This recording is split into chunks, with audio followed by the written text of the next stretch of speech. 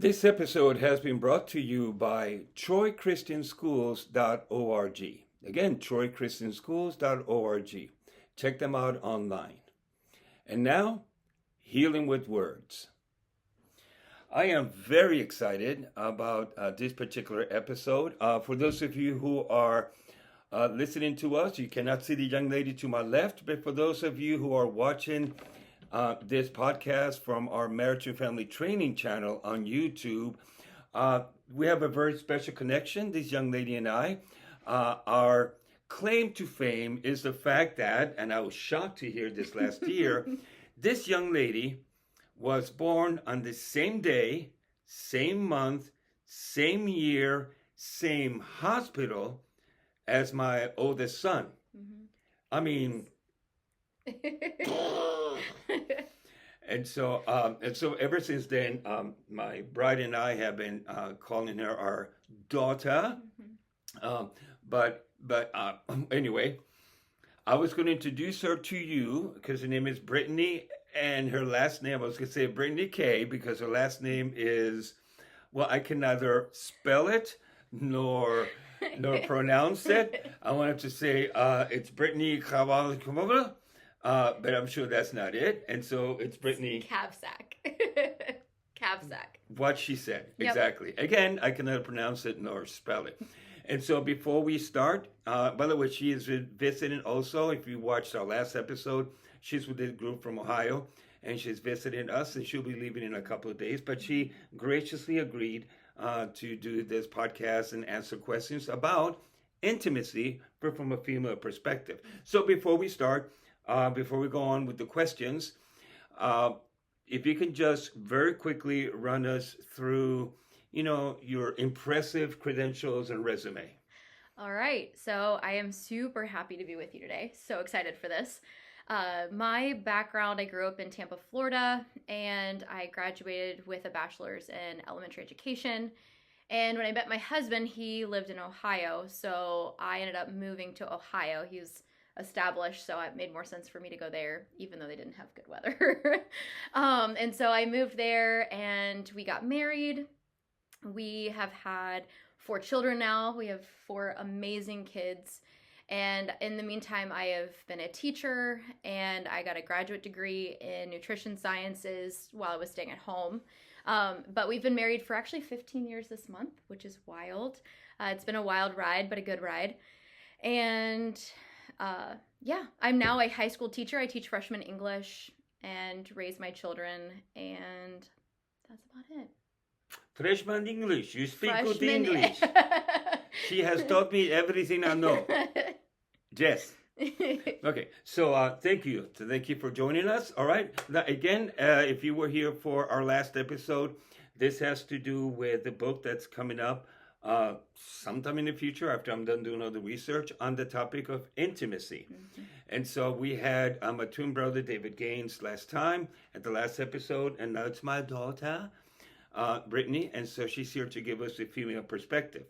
So right off the bat, we need to, we're going to go run through the same questions. We need to establish, from your point of view, how would you personally define intimacy within a marriage?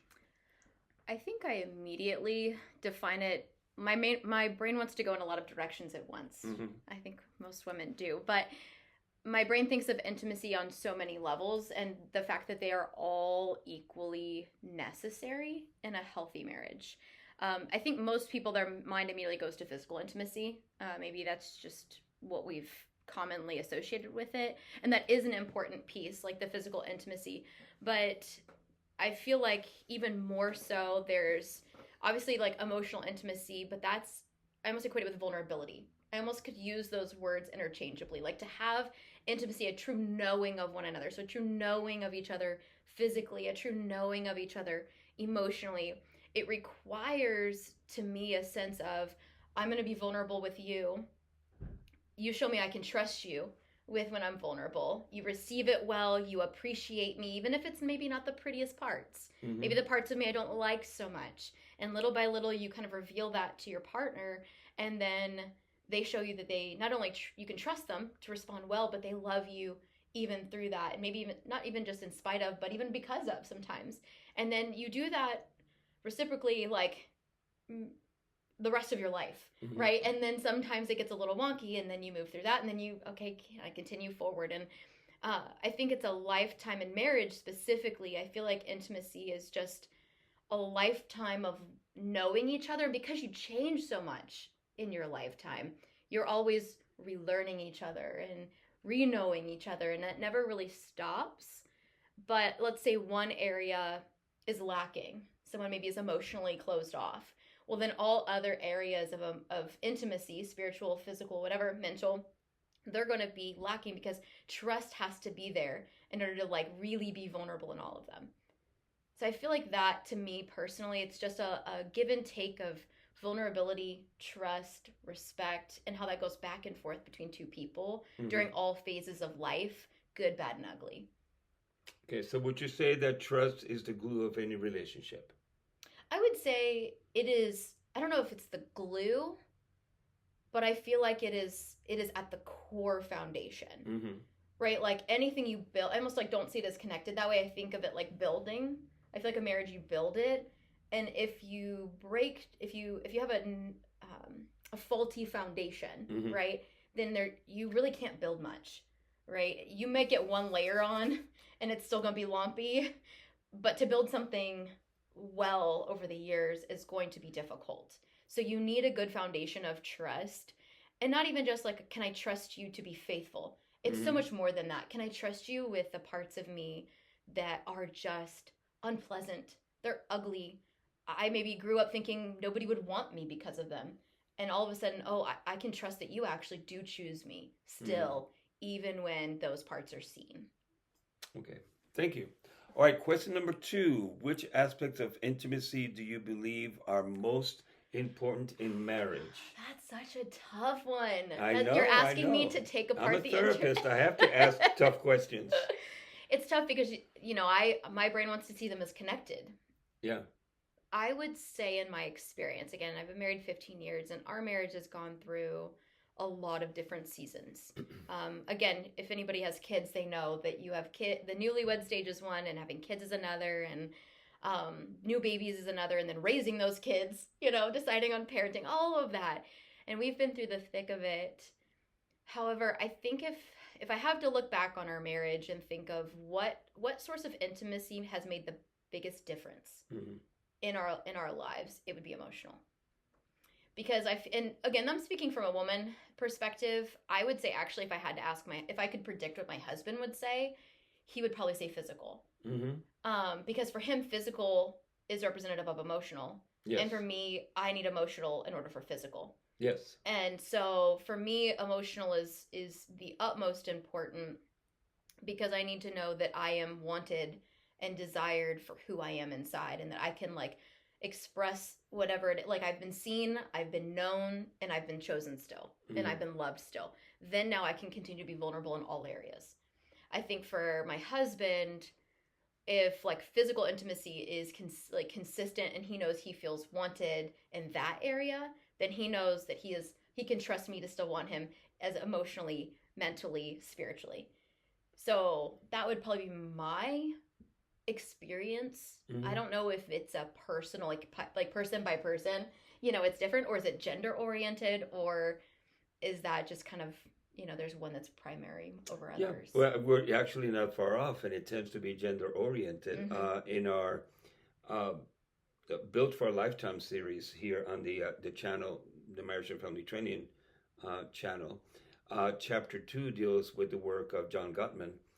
From Washington. Love and him. One of the things that but you never call him, you never write. He complains all the time, by the way. How come Brittany does not call me or write me? I'm like, well, I didn't know she cared. But one of the things that he mentioned is the fact that when it comes to that intimacy, the man uses the vehicle of the physicality in order to connect to the woman. And it brings him security. The woman needs security in order to have, to become physical. So the secret sauce when it comes to the physicality of intimacy is security. Does she feel secure enough to be open and vulnerable. And when she does, then and he becomes physically intimate, then that gives him a sense of security. So it's a matter of the way God worked it out is the fact that they work one with the other. And so again, the basics is, do you feel safe? And does he feel safe? And is the relationship safe? So yeah, you're not far off. You're spot on.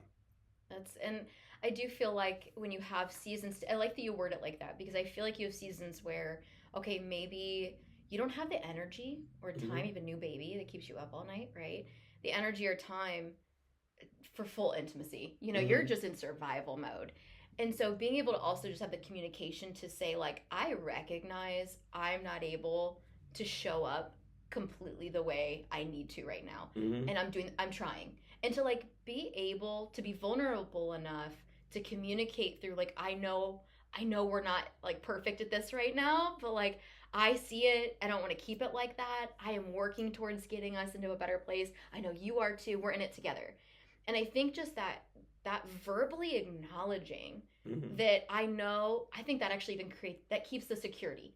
Do you know what I mean? If you feel like life is keeping you from the connections you need, whether it's emotional or physical intimacy, at least not ignoring it, not pretending like it doesn't exist, but truly establishing security through at least communication, at the very least. Right. Because life will throw so many things at you. So that's been one thing that's been helpful for us to learn through years of maybe not doing it well sometimes, like, oh, this is actually helpful in those seasons too. Yeah. Well, one of the things that Gottman has suggested as on those times, he suggests 3 different things to say.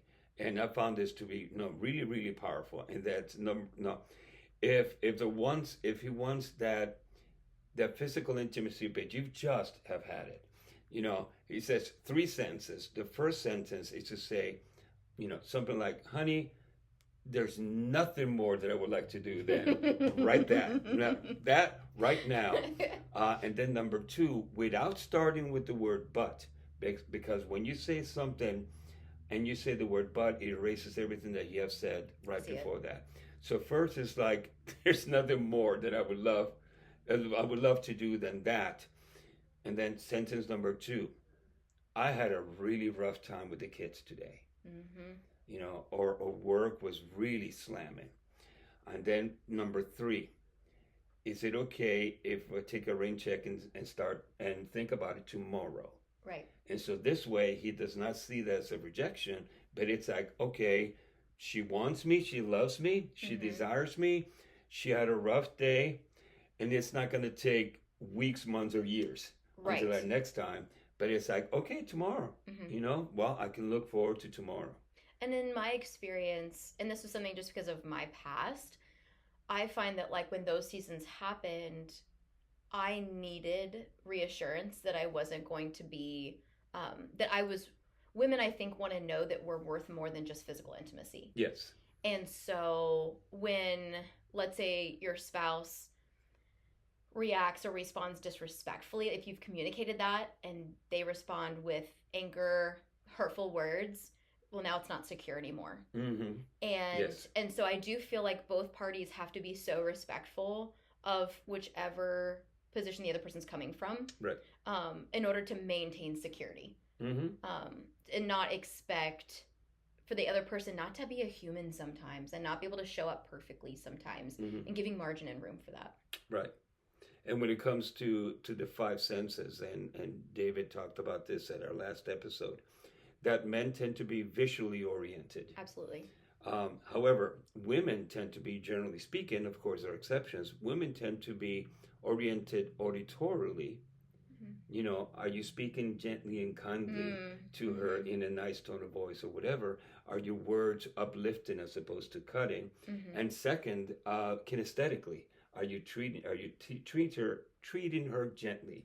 Are you touching her gently? Yes. Are you treating her like a lady? And so, and even auditorily, are you listening to her? Paying attention to her. Are you attuned to her? And so, women tend to be those 2 things, auditorily and kinesthetically. Are you listening to what I'm saying? Are you speaking to me kindly, not yelling at me, not cutting me down? And are you touching me gently? Absolutely. I even think of in my own marriage, I'm a physical touch person. That is my highest love language. And it wasn't always like that. I think that being in a marriage made it where things like a hug, like a really long hug, those days with crazy children or a crazy day at work and there are demands that just felt like I couldn't measure up.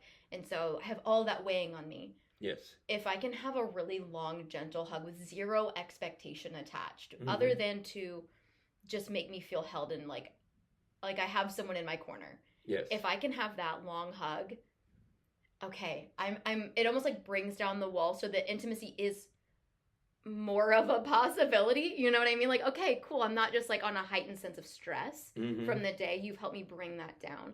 And that's something you have to learn. Yeah. I do feel like as newlyweds or even the first 10 years sometimes, depending on how it's been, it takes time to learn each other, to learn those little nuances. My husband did not know when we first got married that a long hug was likely going to fix a lot of my problems that day. And he had to figure that out, but I also had to communicate it. I had to learn that I couldn't expect him to know that without me telling him. And I think as newlyweds, the first few years, dropping any expectations and just solid communication of what you need, what works. I don't even think I knew that a long hug was going to fix it. He just did it. And all of a sudden I'm like, actually, that makes a world of difference. Do that all the time. Right. And so giving a little bit of grace for each other at the beginning, that's always my recommendation when it comes to like intimacy and the wonkiness that happens when you're first, especially after the honeymoon phase wears off. Be patient because it's a process of learning and it can feel like you're on two different pages sometimes, but being willing to show up and try to get on the same page with consistency. Right. I think that's how you maintain intimacy. Yes. Right, is staying together and keeping the communication going when you're learning, in the learning stage. Okay. All right, question number 3. Which aspects of intimacy do you believe are... Oh, no, we did that. 3 is how important do you think physical attraction is in maintaining a healthy marriage?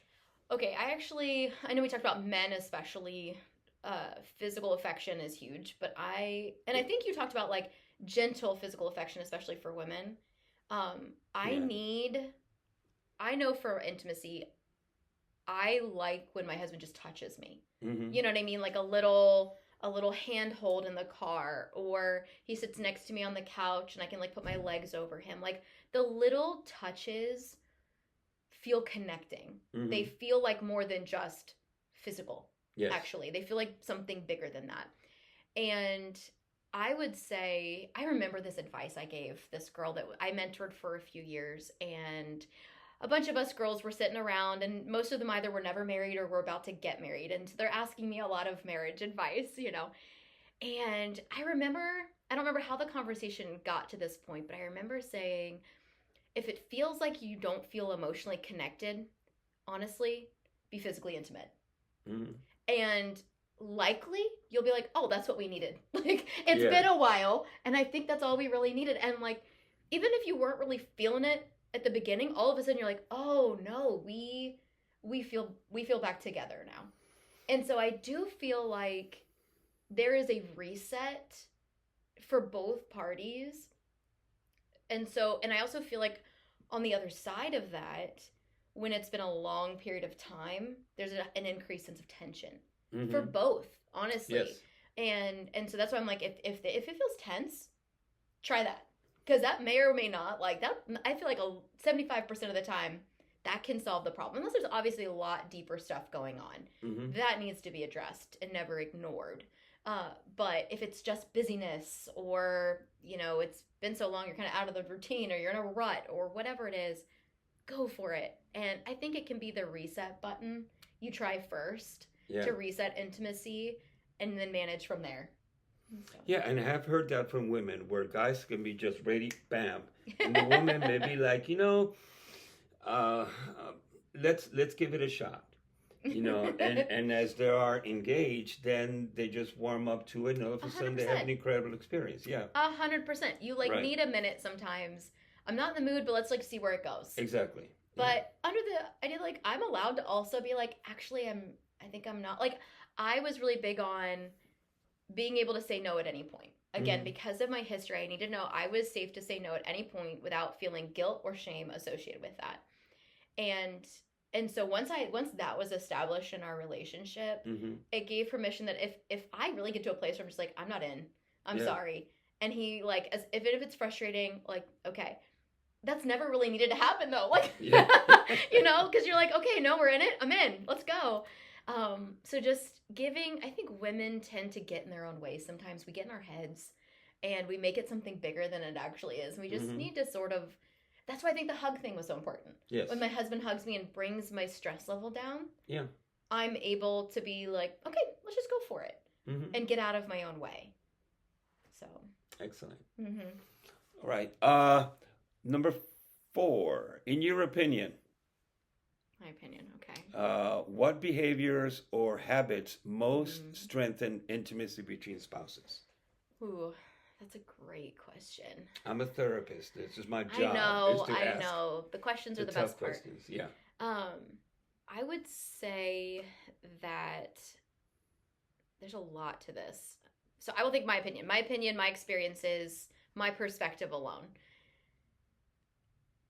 I would say time together. I think learning new things together, doing new things and having new experiences together, especially when you've been married for a while, they're kind of bonding. That's why my husband and I, we travel a lot. We both like that. There's something bonding when we go places, we have experiences together. We are truly doing life together. That I think it builds intimacy because I think fun builds intimacy. And maybe that's kind of what it is these new experiences are sort of fun. Yeah. And again, it brings down barriers that maybe you've created in the everyday routines of life. And you kind of bring that down. My husband and I sometimes will travel and we will sit in a coffee shop in the mornings and we will get our coffee. We kind of snuggle up in the booth and we do logic puzzles. The super nerdiest thing you've ever seen, okay? And we're adventurous, but we love it. And there's just something about, like, I can't think of anybody else in the world who would want to do that with me. And yet, he loves it too. And you feel like we're just having fun together and doing this together. And that, to me, makes me want more intimacy. I also think that the habit of being a good listener, so that when someone is communicating the situation or communicating maybe, hey, this is getting in my way, or this is what I'm struggling with right now in the relationship, that if I need to communicate that to you, I know it's a safe space to do so. Yes. I think when you talked about safety, I think that's really it, but there's a lot of habits that cultivate safety. So things like gentle responses, or not invalidating someone's emotions. I'm not saying your emotions should guide you. They're not the driver's seat. But to act like, well, you shouldn't feel that way because of such and such. Right. Well, just because someone says that doesn't make me stop feeling that way. Right? And so listening through the emotions and talking them through so that they can be like processed and moved through instead of guiding and driving and then erratic. So safe spaces through the way conversations happen. I have known situations where, like, someone touches someone and they like flinch back, like they don't want to be touched. I think that physical rejection is a habit that would do the opposite, that would just deteriorate intimacy, because someone just doesn't feel wanted and chosen.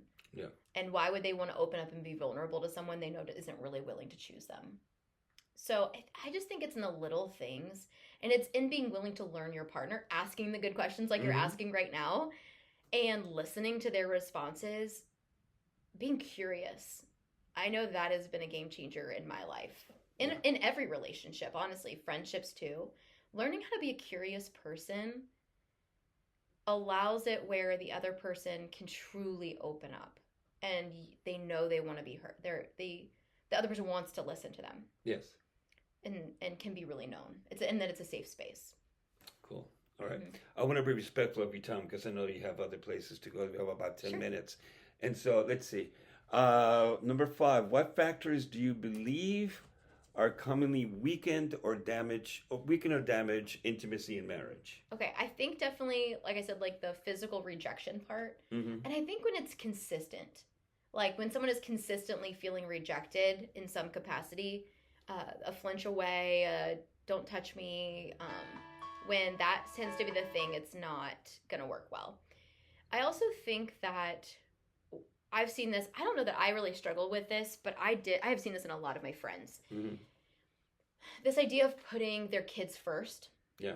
Over their spouse. You know, kids are so important, and as a woman, they are such a priority. That's like one of your favorite roles as a woman, to be a mom.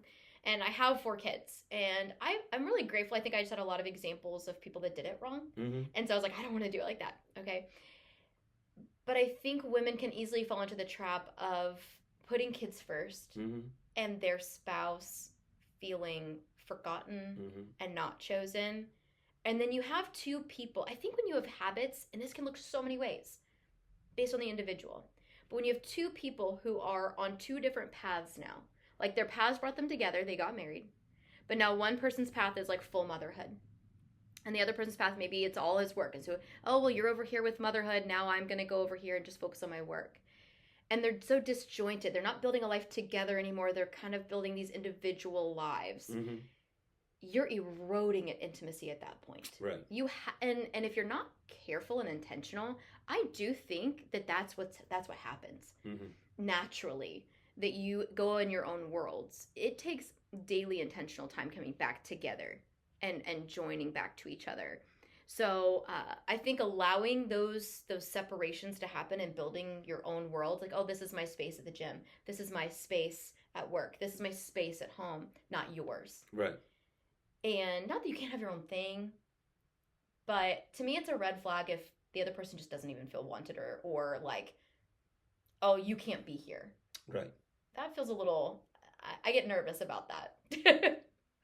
Okay. What advice would you give a newly married couple about cultivating lasting intimacy? And this will be our last question. Okay. Great question. Save the best for last. Okay. New couples. I would say advice is, number 1, assume you don't know it all at first, because you don't.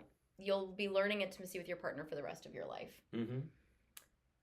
So being open to learning and allowing your partner to be a person that's going to change. Human Mm-hmm. beings aren't static, right? We are dynamic, ever changing, and allowing each other to each grow, but be willing to learn the person and grow together. So that kind of openness and fluidness of learning each other. I talked about curiosity. Assume you're going to be curious about your partner for the rest of their life. If you Mm-hmm. think you've figured it all out, you haven't. So go, no, you have not. And start asking questions. Yes. And even if you're like one of those people that you're like, I don't know what to ask. I've been staring at this guy for 10 years. I think I know it all. I don't know what to talk about. I am telling you, you can ask ChatGPT. You can go to Pinterest. You can go online. Look for questions. Mm-hmm. There are resources out there. There are great books that will guide you, podcasts to listen to, you know. Did you notice what you just did? Shameless plug. Yes. Which is why I call her my daughter. And you can get questions to help you. Sometimes we've done that in our marriage. We kind of get to a place where we're in a bit of a lull, and we will just bust out this book that has questions for every day of the year, and it will take you in places you didn't even intend, and that's so good. So if you feel kind of stale, lean on another resource to help build questions. I would also say, if you notice, and you will, if you notice that the 2 of you are pulling apart, if you feel it even for like a little bit, be proactive. Be proactive. Don't hesitate. Don't think, oh, it'll change. Oh, it'll go back. It won't. No. It won't. I promise you 1,000 times it won't. And so communicate with each other. Hey, I've been feeling a little disconnected lately.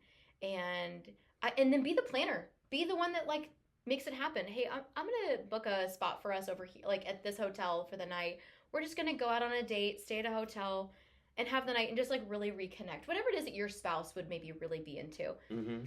And just even getting out of the norm and out of the rut can be the thing that, okay, we're back refreshed. But the longer you let it go, the more damage control you're doing to get back to a solid space of intimacy.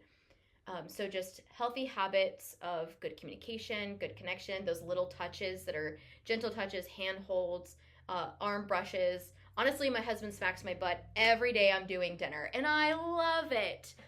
I put you that did out not there. hear this here, okay? All right. He was like, you can censor that. You edit that out of the way, okay? but like seriously, that's real marriage. I remember my grandparents doing that, and I Yeah. thought, that's what I want.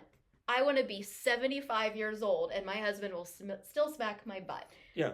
Right? Now, and to be fair, though, and I know we're running out of time, but to be fair, I have met wives who find that disrespectful. Sure. And so it's a matter of, talk to your wife. Know what they first. want. Is this okay with you? And again, some of them have said absolutely, and even taken farther than that. Others like, no, it objectifies me, Sure. and I find it disrespectful. Maybe Sure. they've had a difficult past. Yeah. And so before you start doing that, ask permission first, Yes. and have that open conversation. Yes.